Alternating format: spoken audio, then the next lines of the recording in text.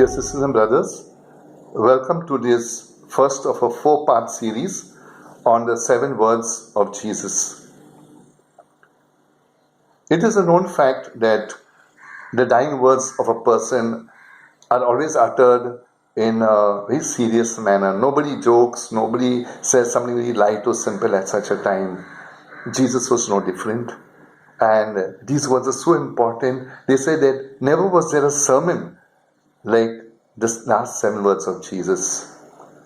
Sometimes, not to some of us misunderstand, 7 words are not 7 words by itself, but 7 utterances of Jesus, 7 statements of Jesus.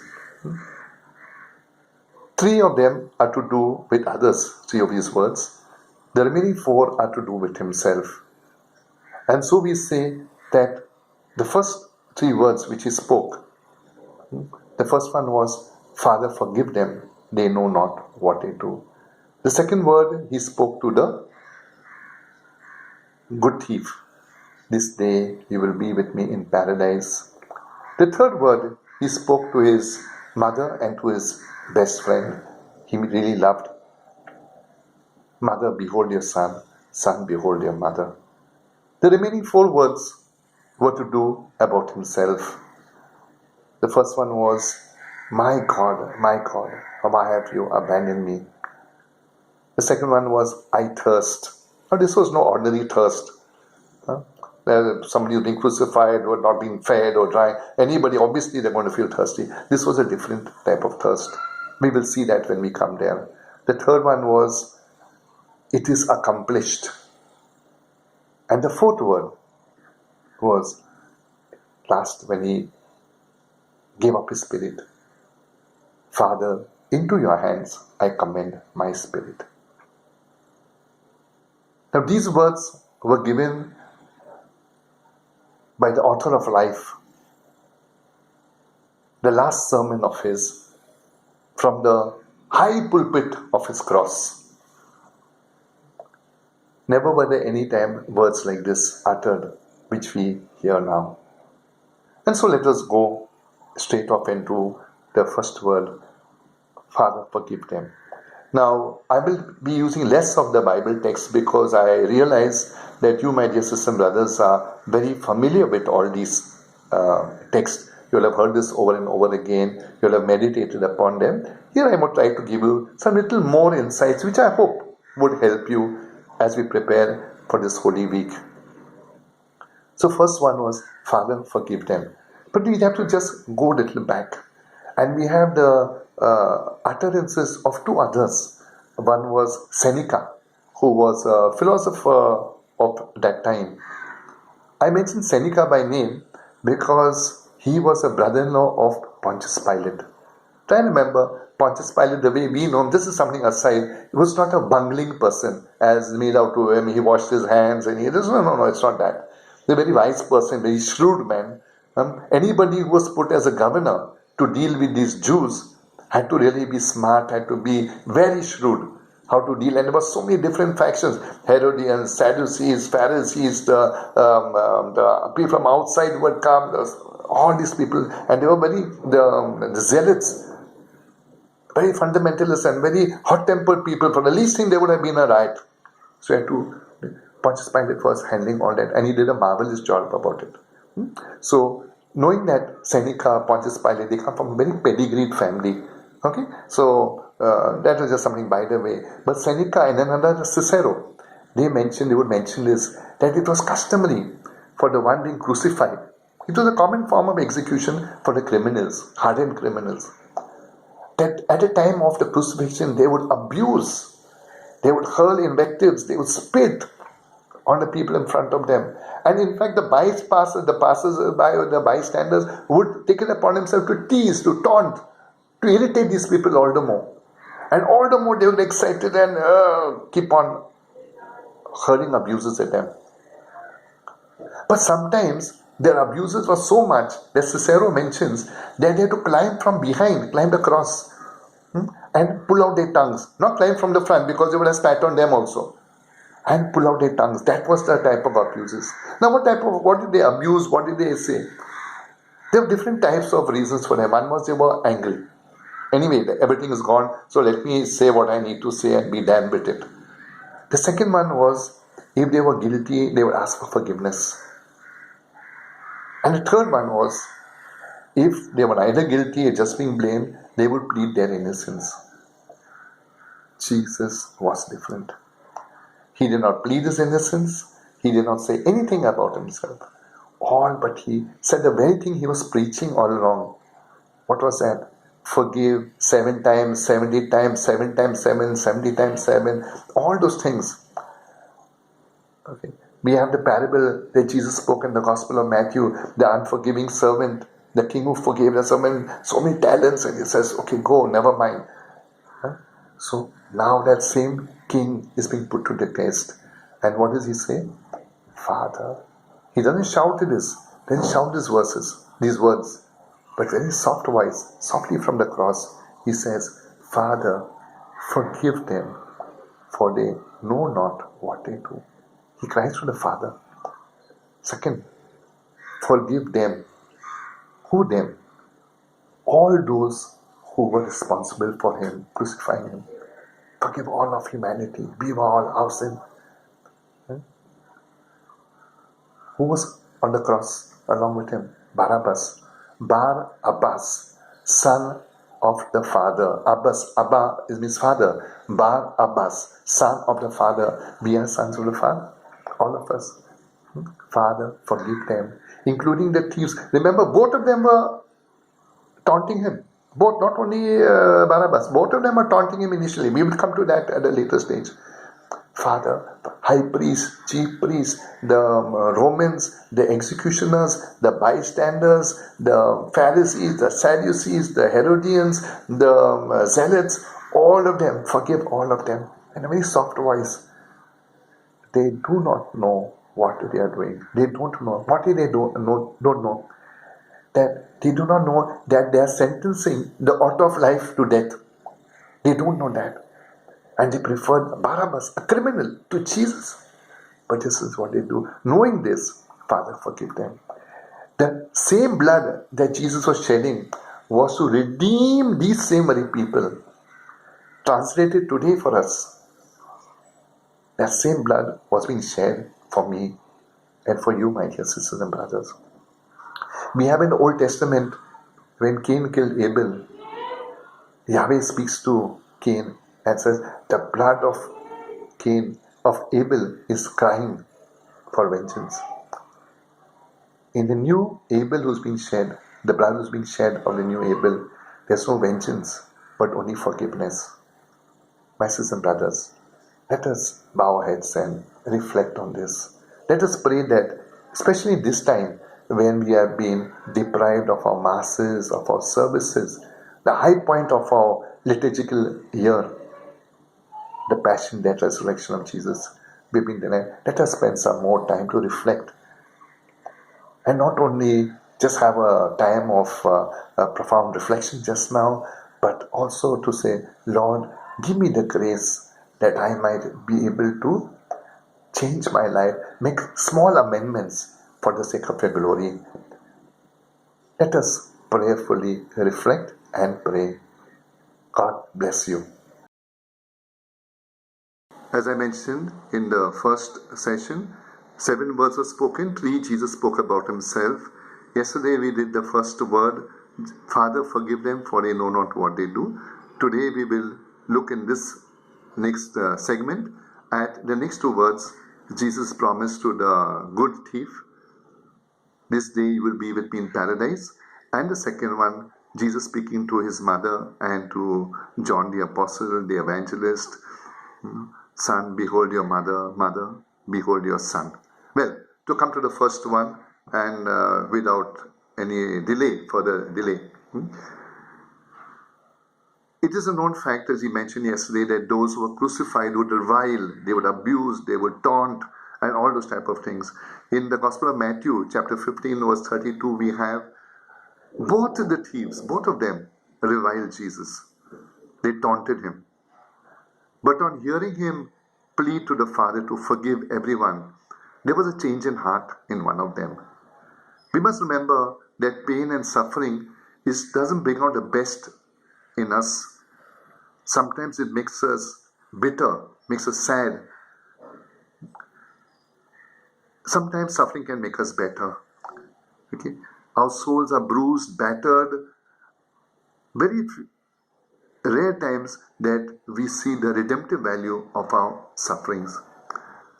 Suffering which is unspiritualized can really make us degenerate in our attitudes. So we have the two criminals.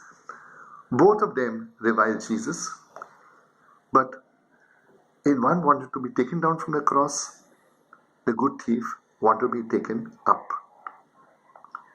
Here we have a case of one dying man asking another dying man to be saved. He asked him for eternal life. A man at the door of death is asking for paradise. Consider the situation of this good thief. Tradition gives him the name of Dismas. Dismas is the name given to him. In that one, we don't know whether he has prayed before, but in this one act, he knocked once, he sought once, and he asked once. He dared everything and gained everything. But now we come to a very strange part about this whole thing. In the Gloria we say, he descended into hell, and on the third day he rose again. Descended into hell is a very strange way of Jesus fulfilling his promise to the good thief. This day you will be with me in paradise. How are we supposed to understand this? Let's walk through this little point. We know that in the Latin, the word for which was not heaven was called inferno. Burning, a place of burning, a place of separation, the pain of separation. Hell, whatever you want to call it. So in the Latin, the Gloria would be, he descended into the inferno. Peter, in his letter, the first 1 Peter 3 verse 19 says, he went to preach to the souls in prison. Same, for describing the same place. And in Luke chapter 16, the parable of the rich man and Lazarus, when Lazarus, he dies, he goes to Abraham's bosom. So 3 different words to describe the same place. Abraham's bosom, paradise, descent into hell, souls in prison, all these words. And then the Greek word is in Peter's letter, chapter 4, verse 6 is given there. The good news was preached to those in prison. The Greek word there is heralded. So the good news was heralded. It was brought forth to those in prison. And that is what is meant by Jesus descending. He went to announce the good news that now the doors of redemption was achieved. The doors of heaven were opened to all those who were in pain. What pain? Not suffering and burning, not that type of pain, but the pain of being separated. Now that atonement at one meant getting together, that has been achieved. So this day you will be with me in paradise. We hurry along and go to the next verse, the promise of Jesus. Jesus says, woman, behold your son, son, behold your mother.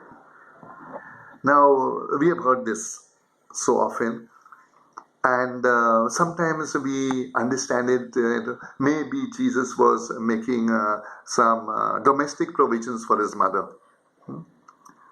And this is some of the enemies of the Catholics Church. Their understanding will say, oh no, nothing to be read into this.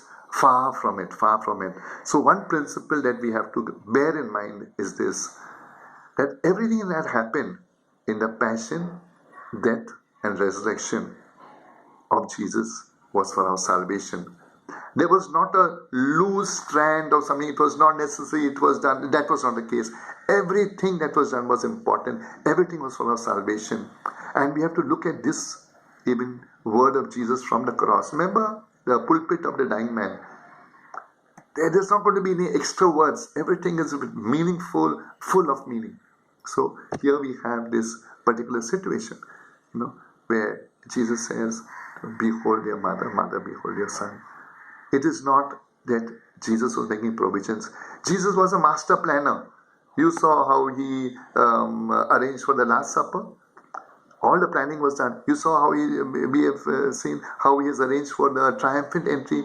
Go to so and so place, you'll find a man carrying a pitcher of water. Follow him. Ask him to release the colt. So all that. You remember how he sent the 70, 2 by 2? Can you plan 36 different journeys, 36 different routes for the people? I will give you one whole week. Let me see you planning.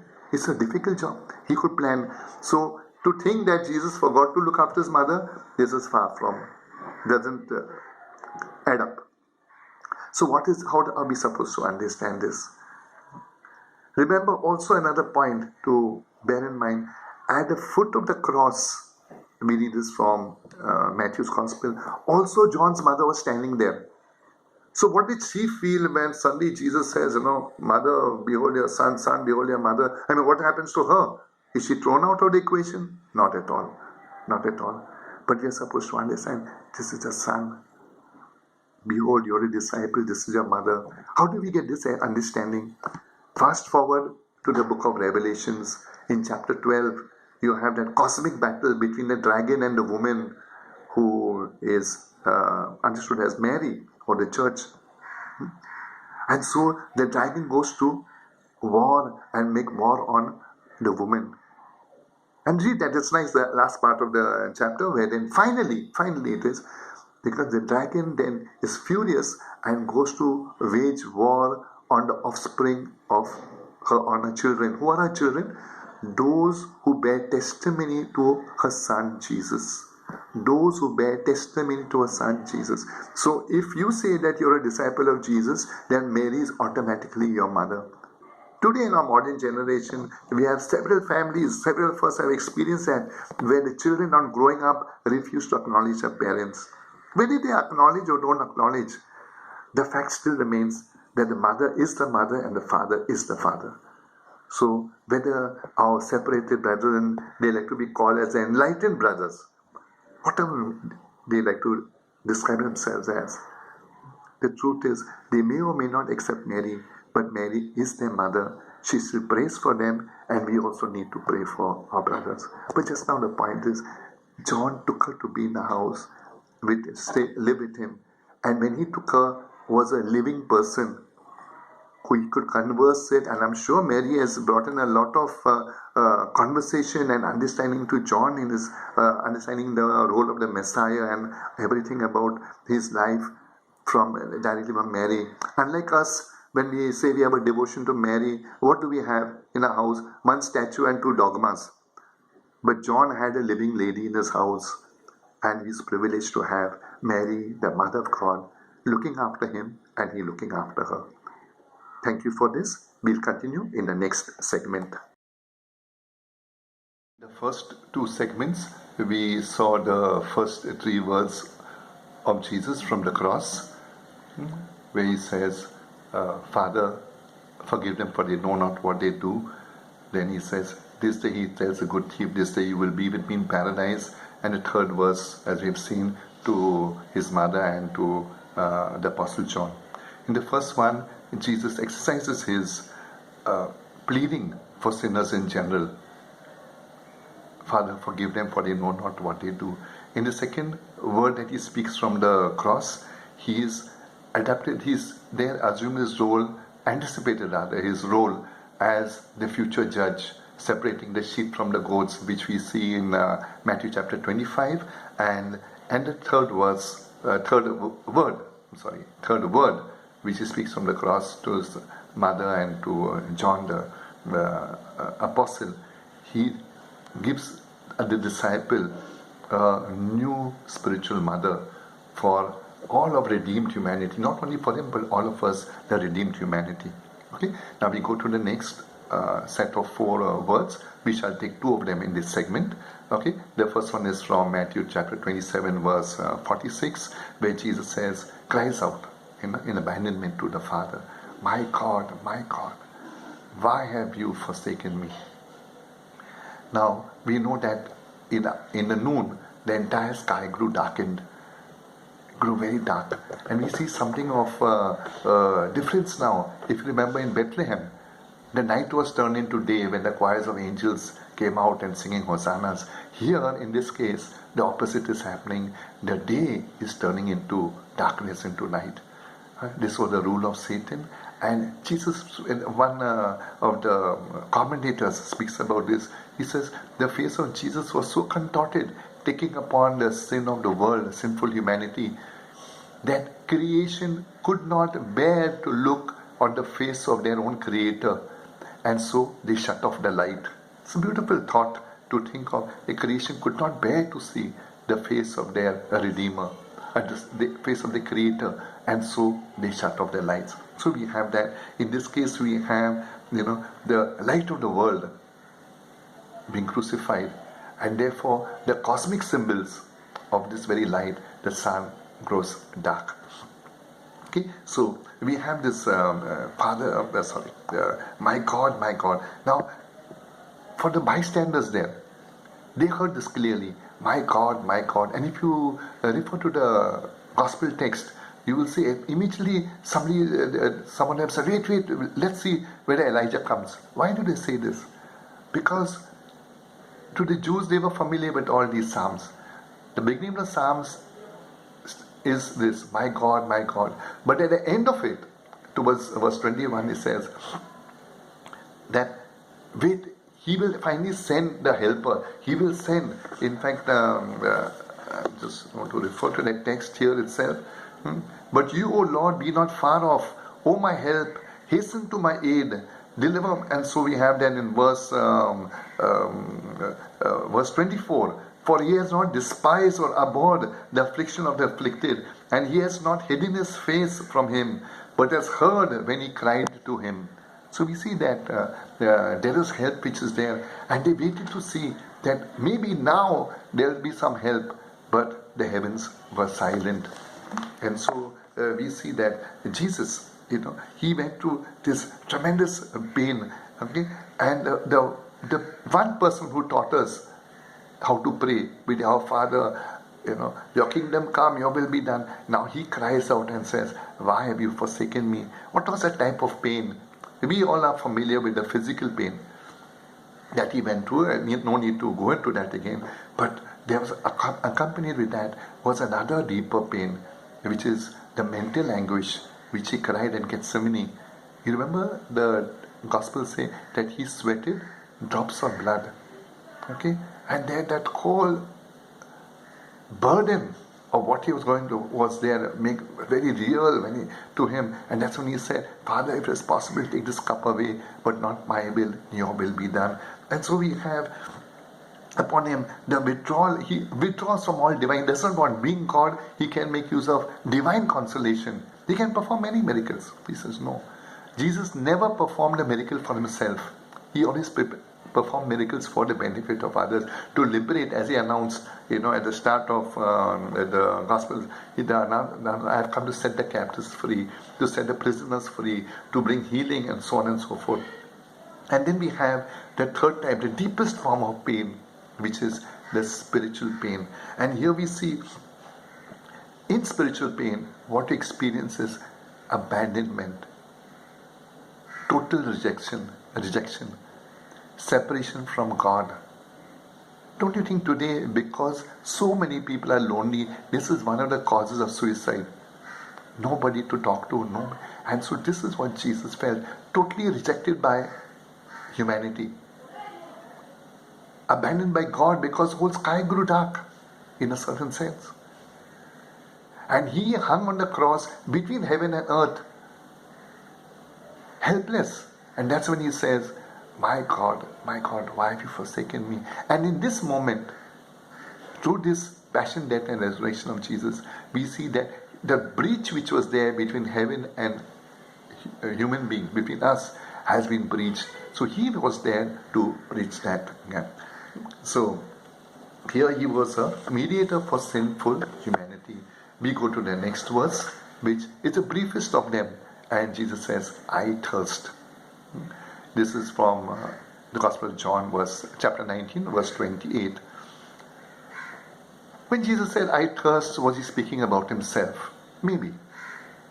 A person who was so tired, exhausted, beaten, in pain, perhaps had a fever with the amount of pain, loss of electrolytes, loss of fluids, body fluids, loss of blood, is bound to feel thirsty. But if you also recall, the gospel text say, when he was offered wine and myrrh, he refused. Why was myrrh put? Myrrh was added there as an agent to deaden the pain, like an analgesic to deaden the pain. That he refused. But later on, so that the scriptures may be fulfilled, he says, I thirst. And that time, if you see a lot of Old Testament imagery, a lot of prophecies being fulfilled, the Lamb of God slain for us, okay, the Passover feast at the same time going on, okay, and at the same time you have the wine, the sour wine. It's called sour wine. It's the cheap wine of the soldiers. Put on a hyssop. Hyssop, you remember that? That was the hyssop on which the blood of the lamb, of the Passover lamb, was taken and sprinkled on the doorposts and the lentils of the homes. So same thing, hyssop, wine given to him. That he drinks. And remember, come to think of it, this is the same Jesus who told the Samaritan woman, the water that I give you, you'll never make you thirst again. So he had all these possibilities where he could satisfy himself. But here, scripture had to be fulfilled. And we have in Psalm 69, verse 20 and 21. I'll read 21 to you. They gave me gall for food, and for my thirst, they gave me vinegar to drink. And so that the scriptures may be fulfilled, this is how Jesus accepted the wine. And with this, we come to the end of this little segment. Spend some time in quiet prayer, reflecting on these two words of Jesus. The utter desolation, and even the physical thirst, the physical anguish of the body. Amen. Welcome. We come to the last segment in these 7 words from the cross. Here we shall take the last 2 words spoken by Jesus from the cross. The first one is, it is accomplished. And the second one is what Jesus speaks from the last word, which he says, Father, into your hands I commend my spirit. We'll take the first one, it is accomplished. This one sentence, one word, occurs at the beginning of the Bible in the book of Genesis, at the end of the Bible in the last book, in the book of Revelations. And suspended between the book of Genesis and the book of Revelation is this particular time when Jesus utters this word. So 3 times God has uttered this word. In Genesis we have in chapter 2 itself, after all of creation was completed, then the heavens, I'm reading from Genesis chapter 2 verse 1 and 2, then the heavens and the earth were finished and all the host of them, and on the 7th day God finished his work which he had done, and he rested on the 7th day. We have this in the book of Genesis, that God, after creating all of the sun, the moon, the stars, the earth, man, everything, then finally he said, it is finished, the work is over. That beautiful work, the handmaid of his creation, the whole thing, we see that the harmony, the beauty, the nature, the birds, the fish, the mountains, all of it in harmony. We don't have the environmental problems we face today in our day and time because of man interfering with nature. But there you had the beauty of nature. And in all that pristine glory, you also have the serpent, Satan, coming in and rupturing and spoiling that whole thing. Right from the start, he sets his little bag of tricks. And then we see this whole breach that takes place between God and man. Everything was given to us. That work was shattered. Then we also have in the book of Revelations, chapter 21. In 21:5, God says, Behold, I make all things new. And after, if you go to the book of Revelations, and after that, we also find Write this verse, it is done. I am the Alpha and the Omega. Immediately after that, he says, it is done. I am the Alpha and the Omega. And so you have the new heaven, the new earth, everything is. And in between this, we have Jesus saying this word. What was accomplished? It is finished, it is accomplished. What was finished? What was accomplished? The joining of God along with the people, his creation once again. That breach, that rupture was finally done. But there is also another aspect. The crucifixion of Jesus cannot be seen in isolation. It's the Easter Triduum which starts on Maundy Thursday, Good Friday, and Easter Sunday. So it's not only the passion. The church will always speak of the passion, death, resurrection of Jesus. This is one whole movement, and we always look at it in that particular way. Okay, so we have in the Garden of Eden the three elements which were there for the destruction of our relationship with God. Those same three tools are used now. Instead of disobedient Adam, we have now the obedient new Adam, which is Jesus Christ. Instead of the proud Eve in the book of Genesis, now you have the new Eve, humble. And instead of the tree in the middle of the garden, you have the new tree of our salvation, which is the tree of the cross. We also say, when you say it is finished, the Passover meal started on Maundy Thursday. There are the rabbis, they identify 4 cups of blessings which were there. 3 are over there, and the 4th one, they yet have to drink that last cup.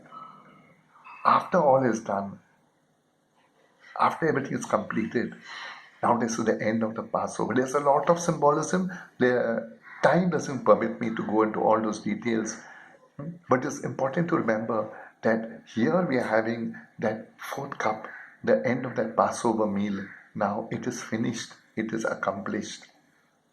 The sacrifice that Jesus came to do has been totally completed. Remember one thing in the Gospel of John chapter 10 verse 18, Jesus says, nobody takes my life from me. Nobody can take my life from me. I lay it down. I lay it down. So nobody could take his life. His life would go only when he decided that he needed to go. That is very clear. And so here we have Jesus after drinking of that 4th cup. And this point has been very nicely, persuasively been explained by Scott Hahn. If you heard of him, the Presbyterian biblical scholar who's converted and become a Catholic today. He explains it so beautifully in his talks, the 4th cup which was done. And so Jesus, after completing everything, now says, it is finished, it is accomplished. This is the phrase that comes between the book of Genesis and the book of Revelation. And after saying this, we have in the next word, the last word which Jesus says, he says, Father, into your hands I commend my spirit. And this is, he puts his head down and dies. There was a quiz once which said, on Good Friday, who died? Did Jesus as a man, did he die? Or Jesus as in his humanity he died, not in his divinity? Or Jesus here and Jesus there? The truth is that Jesus is God. God died. The question people ask is, if God died, and how was the world running? Now, that's not the scope of this here. But if you try and understand, when you say death, what does death mean? That means separation of body from spirit. So we sing that song, when we die. We are sure that we are not dead, we are not annihilated, but we exist in a different way. So our spirits still continue. For Jesus, the body and spirit were separated, but he still continued, isn't it? We also, our bodies and spirit. But then on the 3rd day, his body and spirit came together in a new resurrected way. What that way means, Paul and all has spoken, the apostles have spoken splendidly on that.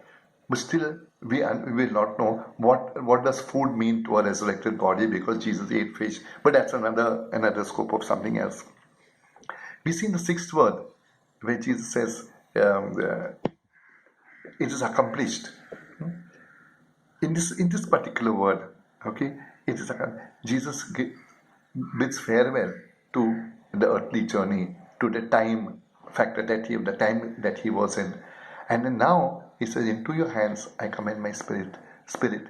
Jesus is looking upwards to the glory he will take up now in his resurrected body.